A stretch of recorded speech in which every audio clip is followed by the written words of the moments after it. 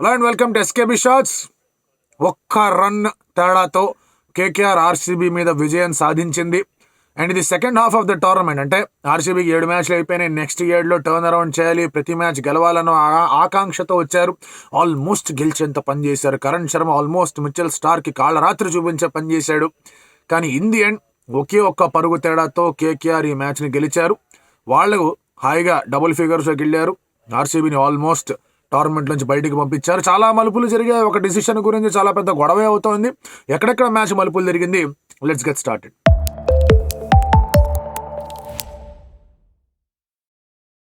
Toss గెలిచిన వెంటనే నేను ఫాస్ట్ సెట్ ఫీల్డింగ్ నాకు అనిపించింది. అంటే ఒక పాయింట్ ఆఫ్ వ్యూ నుంచి చూస్తే కనుక ఇట్స్ రైట్ కాల్. దానికి కారణం ఏంటి అంటే ఎండ బాగా గట్టిగా ఉంది, పిచ్ అనేది డ్రైగా ఉంది. స్లోర్ వన్స్ వేస్తే కనుక షాట్ ఆడడం కష్టంగా ఉంటుంది, వాళ్ళని రెస్ట్రిక్ట్ చేయొచ్చు. This idea was good. పైగా అక్కడ last time Lucknow super joints వచ్చినప్పుడు ఆ స్కోర్ అనేది కూడా చూసుకుంటే అలాగే కనిపించింది. సో ఆ ఐడియా బాగానే ఉన్నా. ఆర్సీబీకి ఉన్న strength is to bat first. వాళ్ళు ఒక మ్యాచ్ వాళ్ళు చేస్ చేస్తూ గెలిచి ఉండొచ్చు కాక, but there strength is always to bat first అనేది నా స్ట్రాంగ్ ఫీలింగ్ ఎప్పటి నుంచో కూడా. So I felt okay fine, వీళ్ళ బౌలింగ్కి తగ్గట్టుగా ప్లాన్స్ ఎగ్జిక్యూట్ చేస్తారా అనుకున్నాం. సునీల్ నారాయణకి యాక్చువల్గా చాలా బాగా వేశారు. అటు సిరాజ్ కానీ ఇటు యష్ దయాల్ కానీ. సునీల్ నారాయణ ఎగ్జిక్యూషన్లో మాత్రం టాప్ నాచ్గా అతన్ని ఏమీ చేయకుండా కూర్చోబెట్టారు. కానీ ఆ కాంపన్సేషన్ సాల్ట్ తీసుకొచ్చాడు. సాల్ట్ చాలా బాగా ఆడాడు, 350 స్ట్రైక్ రేట్తో ఆడాడు. అండ్ ఒకనొక ఓవర్లో అయితే సాల్ట్ విరుచుకుపడ్డాడు లాకీ ఫెర్గ్యూసన్ మీద. 28 పరుగులు వచ్చాయి ఆ ఓవర్లో. అది గుర్తుపెట్టుకోండి, అది చాలా చాలా కీలకమైన ఇంపార్టెంట్ అయిన ఒక ఓవర్. 28 పరుగులు పవర్ ప్లేలో వచ్చాయి. తర్వాత సాల్ట్ అవుట్ అయ్యాడు, నరేన్ అవుట్ అయ్యాడు. అండ్ అంకుష్ రఘువంశ్ మంచి క్యాచ్ పట్టుకున్నాడు క్యామరన్ గిన్, అతను అవుట్ అయిపోయాడు. తర్వాత ఏంటంటే ఒక పార్ట్నర్షిప్. ఆ పార్ట్నర్షిప్ అనేది మీకు శ్రేయస్ అండ్ అలాగే రింకు మధ్య మంచి పార్ట్నర్షిప్గా వచ్చింది. శ్రేయస్ మామూలుగా ఆడుకుంటూ మెల్లమెల్లగా ఆడుకుంటూ కొంచెం స్ట్రగుల్ అవుతూ వచ్చాడు, కానీ బౌండరీలు వస్తూనే వచ్చాయి. ఒక 135-140 స్ట్రైక్ రేట్ మధ్య ఆడాడు. That is what was required.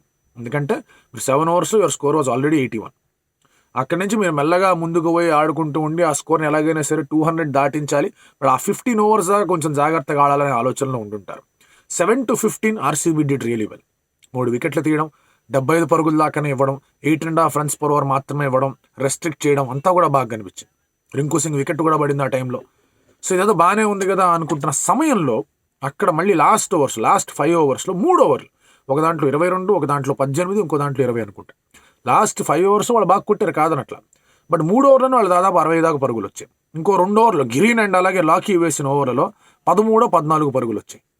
Last 3 ఓవర్లు బాగా ఇబ్బంది పెట్టాయి. దయాల్ వేసిన 2 ఓవర్లు అండ్ అలాగే సిరాజ్ వేసిన 1 ఓవర్. ఇక్కడ స్లో డెలివరీస్ చాలా బాగా వేశారు, స్లో షార్ట్ వన్స్ ఇంకా బాగా వేశారు.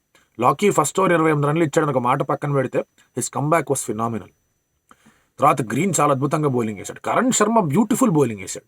విల్ జాక్సన్ నుంచి ఒక ఓవర్ తీసుకొని వచ్చి ఉండాల్సింది. సమ్మ వాళ్ళు అక్కడ దాన్ని తీసుకొని రాలేకపోయారు. ఆ ఓవర్ తెచ్చుంటే బాగుండేదేమో అనిపించింది. బట్ 224 రావడానికి మళ్ళీ అసలు యాక్చువల్గా 200 దాకే ఆపు ఉండాల్సింది. 24 పరుగులు ఎక్స్ట్రా, 23-24 పరుగులు ఎక్స్ట్రా ఇచ్చేశారు. అందులో ఎటువంటి డౌట్ లేదు. వాల్యుబుల్ కాంట్రిబ్యూషన్స్ ఎక్కడి నుంచి వచ్చాయి. సాల్ట్ అంత బాగా ఆడిన తర్వాత టెంపో డిప్ కాకుండా చూసుకునేందుకు రింకు సింగ్ బాగా ఆడాడు. వెంకటేష్ అయ్యర్ బాగా ఆడాడు, గుర్తుపెట్టుకోవాలి. 8 balls 16, అది గుర్తుపెట్టుకోవాలి. లాస్ట్లో రసల్కి ఎక్కువ స్ట్రైక్ రాకపోయినా రమన్దీప్ వచ్చి వాయించి వదిలిపెట్టాడు, అది గుర్తుపెట్టుకోవాలి. అండ్ ఈ ఇన్నింగ్స్ అనేది కేకేఆర్కి మంచి కాన్ఫిడెన్స్ ఇస్తుంది. ఎందుకంటే ఎప్పుడు నేను చెప్పే మాట ఏంటంటే వాళ్ళ ఓపెనర్స్ తర్వాత వాళ్ళకి నిజంగా దాన్ని క్యారీ ఫార్వర్డ్ చేసిన ప్లేయర్లు లేరు అని. ఇవాళ వాళ్ళ ఓపెనర్ తొందరగానే అవుట్ అయిపోయినా ఇఫ్ యూ అబ్జర్వ్ ఏం జరుగుతుందో, ఇక్కడ నీకు రమన్దీప్ కాంట్రిబ్యూట్ చేయడం, వెంకటేష్ అయ్యర్ కాంట్రిబ్యూట్ చేయడం, శ్రేయస్ అయ్యర్ వచ్చి చాలా బాగా ఆడడం, ఈ కాంట్రిబ్యూషన్స్ కేకేఆర్ కొంచెం లోపించాయి. అది ఫస్ట్ బ్యాటింగ్ చేస్తున్నప్పుడు ఇంకా దారుణంగా లోపించాయి అనుకుంటున్న సమయంలో ఇవి వచ్చాయి కాబట్టి దే ఆర్ వెరీ హ్యాపీ. ఆ తర్వాత 225 కొట్టిన తర్వాత బౌలింగ్ మొదలైంది. బౌలింగ్లో Virat Kohli was looking in fabulous touch boss. First ball కొట్టాడు, ఆ ఫ్లిక్ 4 కొట్టాడు. తర్వాత పుల్ షాట్ స్క్వేర్ లెగ్ మీదుగా 6 కొట్టాడు. స్టార్కి పక్కకి జరిగి అద్భుతమైన 6 కొట్టాడు. 2 overs 2 4లు 2 6లు వచ్చేసాయి. చాలా బాగా ముందుకెళ్తున్నారు అనుకుంటున్న టైంలో ఇక్కడ 1 delivery వేర్ ఒక్కసారిగా ప్రపంచం స్తంభించిపోయింది.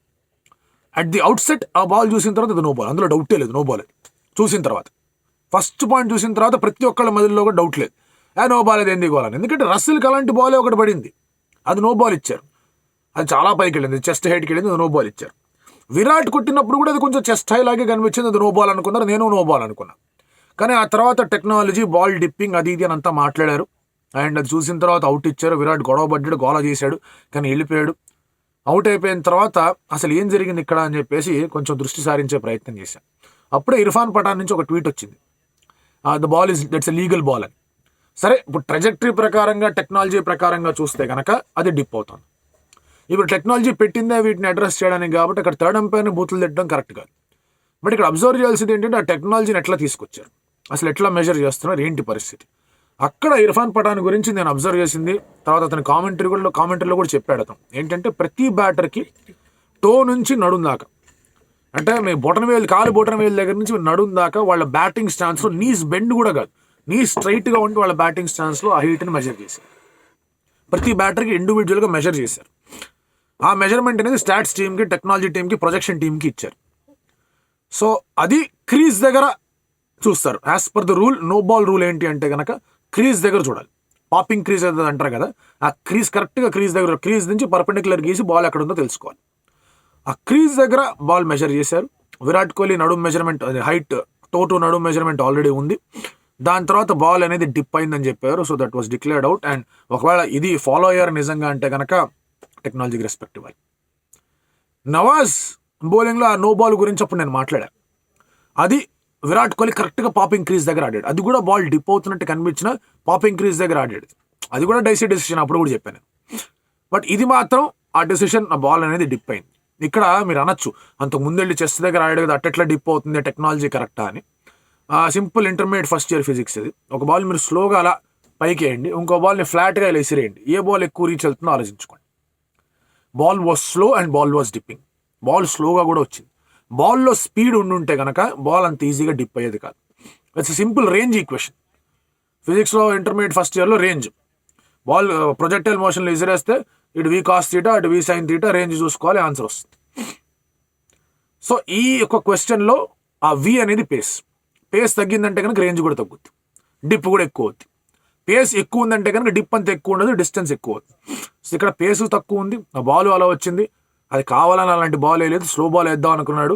లక్కీలీ అంకురేష్ రఘువంశీకి ఆ వికెట్ వచ్చింది. It's a lucky wicket, but controversy చాలా ఎక్కువగా అయిపోయింది. దీని గురించి మళ్ళీ వీడియోలో మనం మాట్లాడుకుందాం, చాలా డీటెయిల్గా మాట్లాడుకుందాం. దీని గురించి చాలా ఫిజిక్స్, కెమిస్ట్రీ, మ్యాథమెటిక్స్, కళ్ళు గిళ్ళు అన్ని కావాలి. బట్ ఆ వికెట్ పడిన తర్వాత ఎక్కడ వదిలిపెట్టాలి ఆర్సీబీ. ఆ నో బాల్ వల్లే ఓడిపోయిందని ఆర్సీబీ ఫ్యాన్స్ గోల చేస్తే మాత్రం మర్యాద ఉండదు. ఎందుకంటే అద్భుతమైన పోరాటాన్ని మీరు విస్మరిస్తున్నట్లు లెక్క. ఆ ఒక్క డిసిషన్ వల్ల ఓడిపోయారంటే విల్ జాక్స్ ఆడిన అద్భుతమైన ఆట, రజత్ పటిదార్ చూపించిన ప్రతిభ, సుయేష్ ప్రభుదేశ వచ్చి ఆడింది, కరణ్ శర్మ కొట్టింది, ఇవన్నీ వదిలేస్తారా మీరు?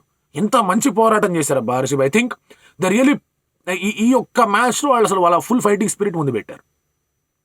Will Jacks and Rajat Patidar ఆడుతున్నప్పుడు KKR no chance, absolutely no chance, అస్సలు ఛాన్స్ లేదు. ఏమన్నా ఆడాడు విల్ జాక్స్. దానితో రజత్ పటిదార్ స్పిన్ ఎంత బ్యూటిఫుల్గా ఆడాడబ్బా. నరేన్ కానీ వరుణ్ కానీ ఎవరు వచ్చినా కొట్టాడు. సుయేష్ శర్మని తీసుకొచ్చాడు, అతనే కొట్టాడు. వీళ్ళిద్దరూ చాలా బాగా ఆడారు. విల్ జాక్స్ స్టార్క్ని తీసుకుని ఆల్మోస్ట్ డిపాజిటెడ్ స్టాన్స్లోకి, మళ్ళీ తీసుకొని రావాలి స్టార్క్ని శ్రేయస్ అయ్యర్ ఓవర్ వేయడానికి.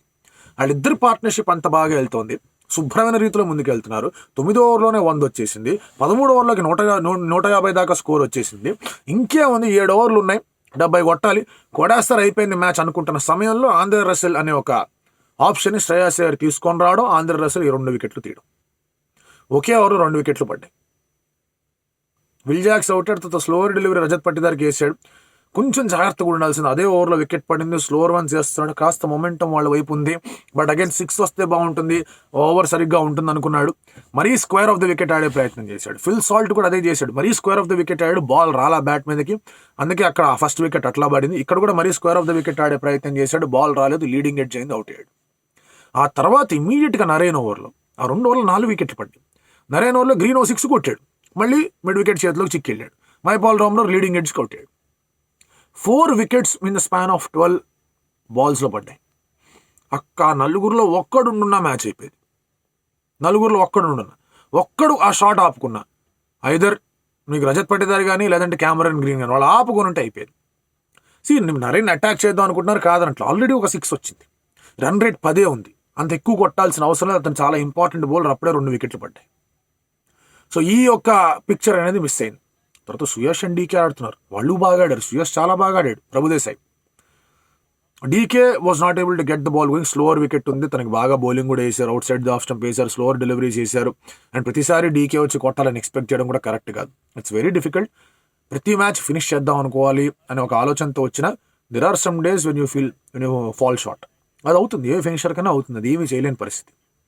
ఇక్కడ మళ్ళీ ఏమైంది అంటే కనుక సుయేష్ ప్రభుదేశాయ్ కొంచెం సరిగా ఆడట్లేదా ఏంటి అనుకుంటున్న సమయంలో వరుణ్ చక్రవర్తి బాల్లో 6 వచ్చింది. ఆ నెక్స్ట్ ఓవర్లో మళ్ళీ స్లోవర్ బాల్కి గట్టిగా ఆడే ప్రయత్నం చేశాడు, అవుట్.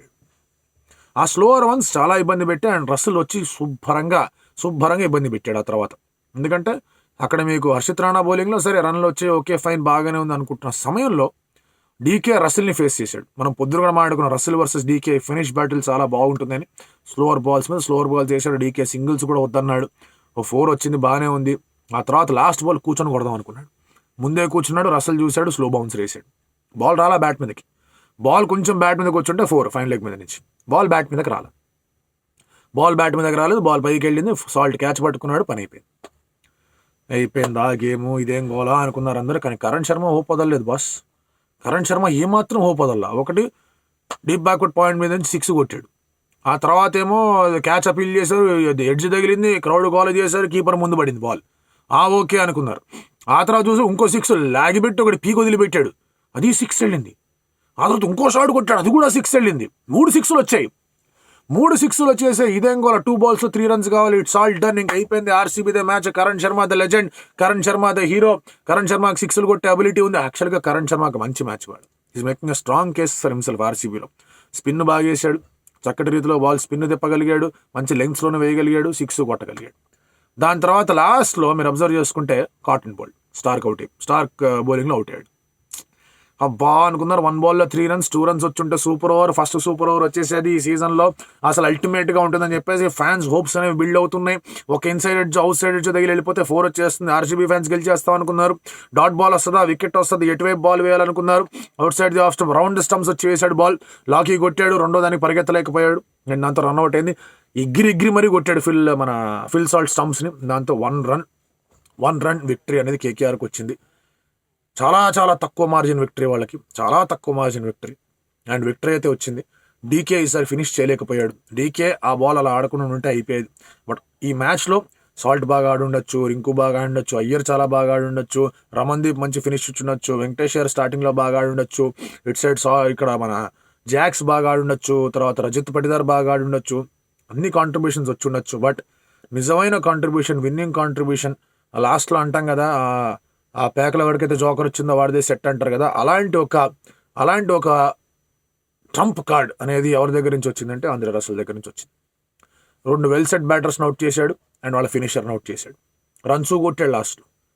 సో రసెల్ యాక్చువల్గా ఆర్సీబీని మరొకసారి ఓడించాడు. అండ్ మళ్ళీ చెప్తున్నా, విరాట్ కోహ్లీ డిస్మిసల్ గురించి ఎమోషనల్ అవ్వాల్సిన అవసరం లేదు, అంతగా బాధపడాల్సిన అవసరం లేదు. ఎస్, అట్ ది అవుట్ సైడ్ చూసినప్పుడు నాకు నో బాల్ అనిపిస్తుంది. బట్ రీప్లేస్ చూసిన తర్వాత, టెక్నాలజీని చూసిన తర్వాత, అతను వేసిన పేస్ చూసిన తర్వాత చాలానే ఇబ్బందులు అనేవి కనిపిస్తూ ఉన్నాయి. ఆ డిస్మిసల్ సరే అని చెప్పడానికే చాలా మటుకు అక్కడ ప్రూఫ్స్ కూడా మీకు అర్థమవుతూ ఉన్నాయి. సో ఐ ఫీల్ అది వల్ల ఓడిపోయారని చెప్తే వీళ్ళ పోరాటాన్ని అంతటిని కూడా, వీళ్ళ ఫైటింగ్ స్పిరిట్ అంతటిని కూడా, వీళ్ళ ఆటను అంతటిని కూడా అసలు లెక్క చేయనట్టు అవుతుంది. Tough luck for RCB. And ఈసారి ఇంకా కష్టమే వాళ్ళకి. But KKR well done.